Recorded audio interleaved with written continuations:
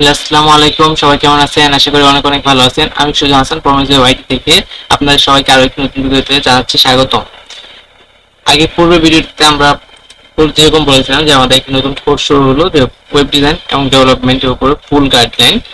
ওইখানে আমরা web design কি এইসব সম্পর্কে জেনেছি এবং ওয়ার্ডপ্রেস সম্পর্কে বেসিক জেনেছি। আজকে ভিডিওতে আমরা ওয়ার্ডপ্রেস সম্পর্কে বিস্তারিত জানবো এবং ভিডিওর শেষে আমরা একটি সফটওয়্যার ইনস্টল করব, যে সফটওয়্যারের মাধ্যমে আপনি আপনার পিসিটাকে একটি সার্ভারে রূপান্তর করতে পারবেন। তাহলে প্রথমে আমরা জেনে নিই যে ওয়ার্ডপ্রেস কি।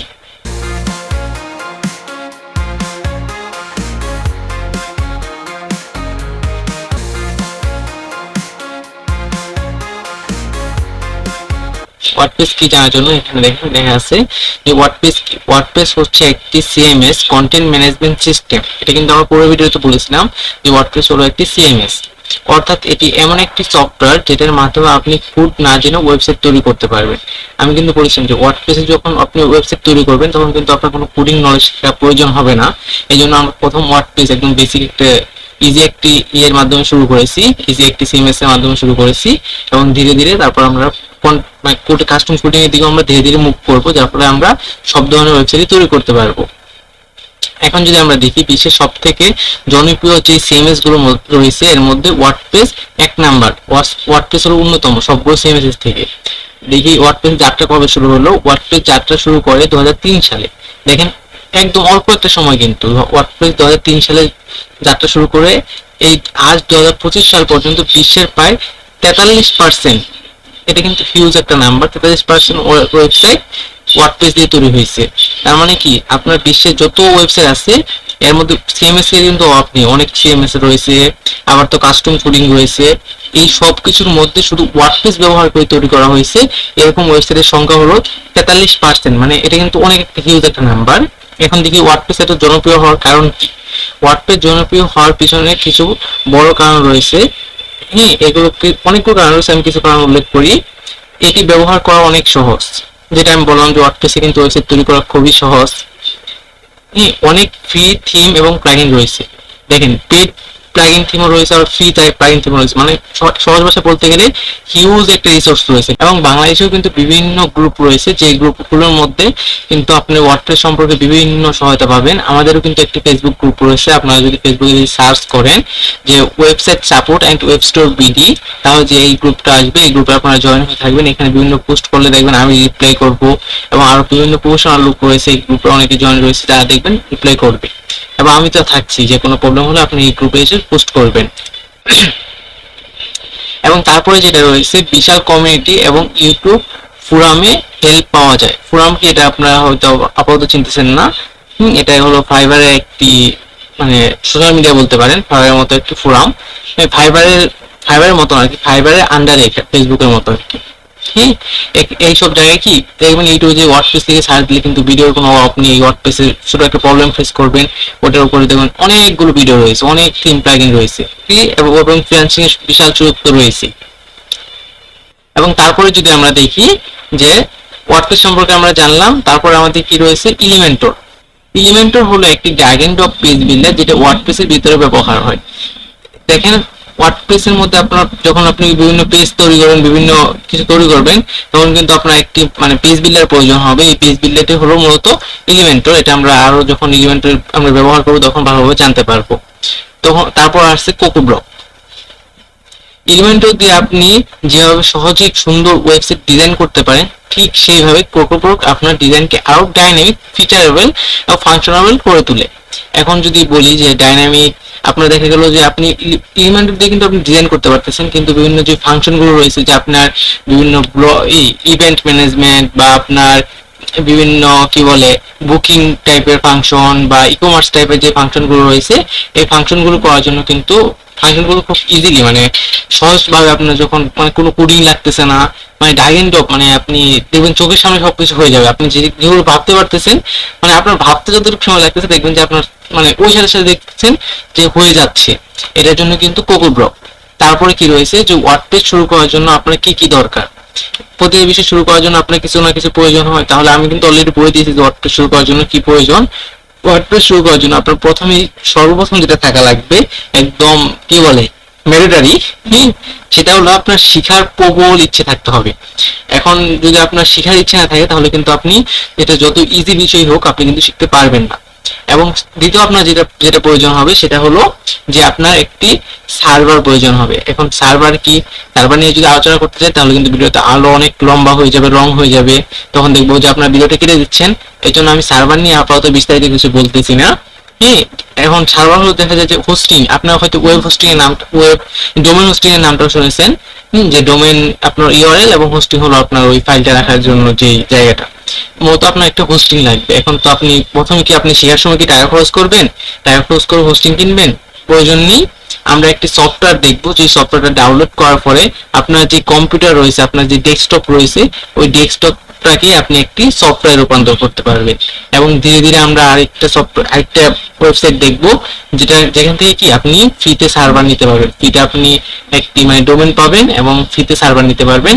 ওটা আমরা অন্য কোনো একটা ভিডিওতে, মানে যখন আমরা ক্লাস লাইভ প্রজেক্টগুলো করব, আপনি আমার কাছে প্রজেক্টগুলো জমা দিবেন, তখন আপনি কিভাবে দিবেন, যেহেতু আপনার ডেস্কটপে যখন আপনি কাজ করবেন এটা কিন্তু আপনি লাইভ শেয়ার করতে পারেন না, তখন আমরা এই বিষয়টা দেখবো। এখন আপাতত আমরা ওই বিষয়ে প্রয়োজন নেই, আমরা যখন সবাই প্র্যাকটিস করব, আমরা প্রথম জ্যাম্প যে সফটওয়্যারটা আছে এই সফটওয়্যারটা আমরা ইনস্টল করব এবং অ্যাক্টিভ করব। ইনস্টল করব এর জন্য আপনি জাস্ট সিম্পলি গুগলে যে সার্চ করবেন জ্যাম্প, এই দেখেন ফার্স্ট যে ইউআরএলটা চলে আসছে, এই দেখেন একটি আপনার কিন্তু চলে আসে যে সফটওয়্যার, দেখে রাখেন জ্যাম্প, এটাকে আপনি ওপেন করেন। এই দেখেন ডাউনলোড ফর উইন্ডোজ, আপনারা যদি লিনাক্স বা ওএস এক্স ব্যবহার করে থাকেন তাহলে ওইটা ইনস্টল করবেন, ডাউনলোড করবেন। আমি যেহেতু উইন্ডোজ ব্যবহার করি তাহলে আমি কি উইন্ডোজটা ডাউনলোড করব।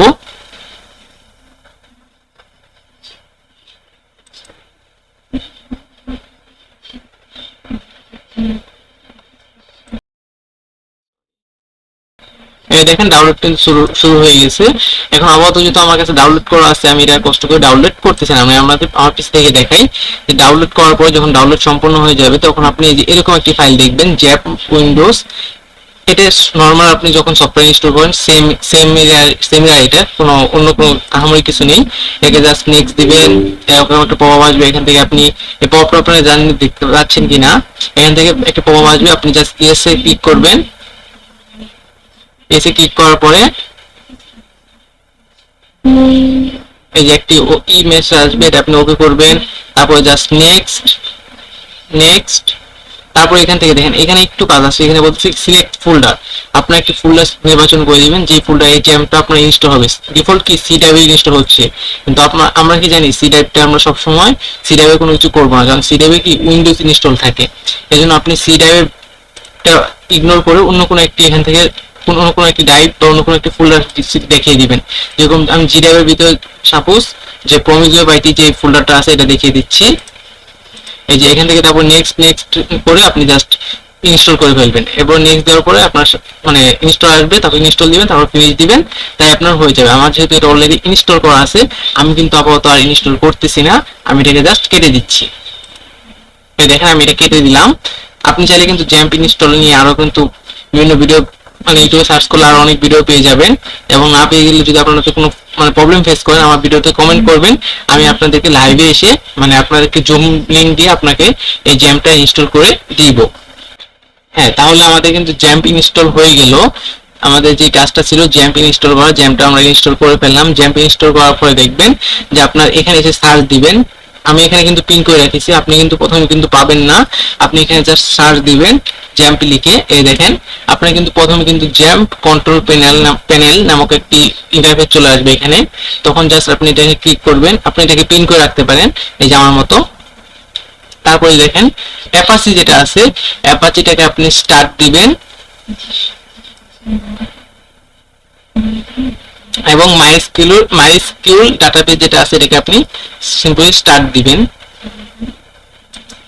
এই দেখেন আপনার কিন্তু যদি আপনার সবকিছু যদি ঠিকঠাক থাকে, আমার এখানে তো স্টার্ট নিল না, দ্বারা এই যে স্টার্ট হয়ে গেল।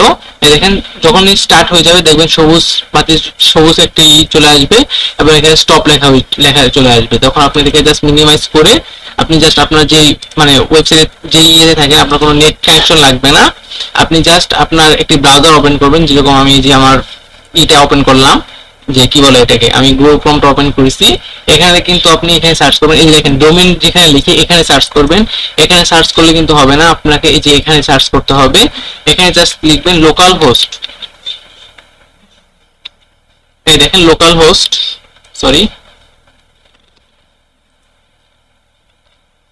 লোকাল হোস্ট লিখে যদি আপনি এন্টার দেন, এই দেখেন লোকাল হোস্ট স্ল্যাশ ড্যাশবোর্ড। হ্যাঁ, আপনি জাস্ট লোকাল হোস্ট লিখলে কিন্তু এই লিঙ্কটাতে চলে আসবেন। আবার একটু বলে রাখতেছি, আপনি কিন্তু এখানে সার্চ করতে হবে। আপনি যদি যে এখানে সার্চ করেন বা যে আমি যেরকম যে প্রবলেমটা হলো যে লোকাল হোস্ট লিখে আমি ইতে করছিলাম, তাহলে কিন্তু আপনার আসবে না। সরি, এখানে দেখা যায় আমার এইচটিটিপি নিচে, তো এই জন্য চলে আসছে। মানে আপনার এইচটিটিপি নিলে আসবে না। যেরকম এখানে যদি লোকাল হোস্ট লিখে সার্চ করেন তখন কিন্তু আপনার আসবে না। এই যে দেখেন এখন তো সবসময় আসতেছে, যাই হোক আপনার এখানে আসবে না। এই জন্য বলতেছি এখানে এসে সার্চ করতে হবে লোকাল হোস্ট।